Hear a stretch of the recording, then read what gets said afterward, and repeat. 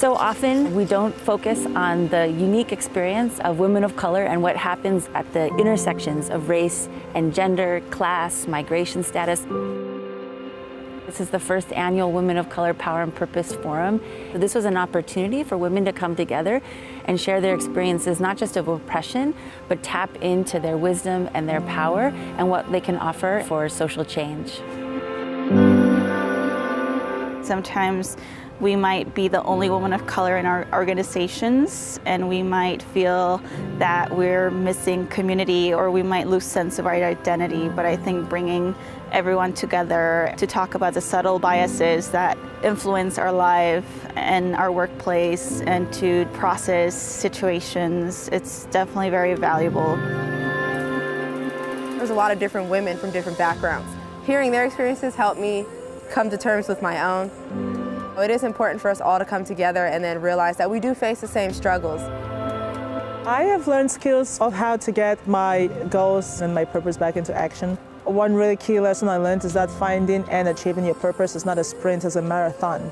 It will involve ups and downs and mistakes, and we should not be afraid to fail and move on from it.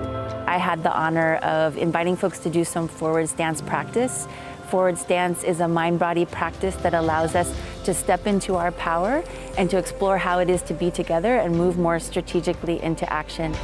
We really looked at how do we come back to source, our body and emotions, and storytelling for our power. We can all move forward towards communities where we are whole and united, and we're living in an equitable society. It's important for us to lift up our leadership. A lot of times we're the last ones that people are expecting to lead. Sometimes because of internalized oppression, we don't present ourselves as leaders. And this was an invitation for all of us to step into leadership, not only for ourselves, but our broader communities. Women of color, especially in leadership positions, we don't see that very often. You wonder how they got there, and to listen and see that they once were in the same shoes that we were in was so empowering. I cannot keep using that word enough. We can all come together, grow, and affirm each other. You go away feeling like you're part of a greater community and empowered, and you have new tool sets, and remember that it's a sisterhood, it's a community. Community is important because we're going to stumble, we're going to fail, and we'll need that extra support.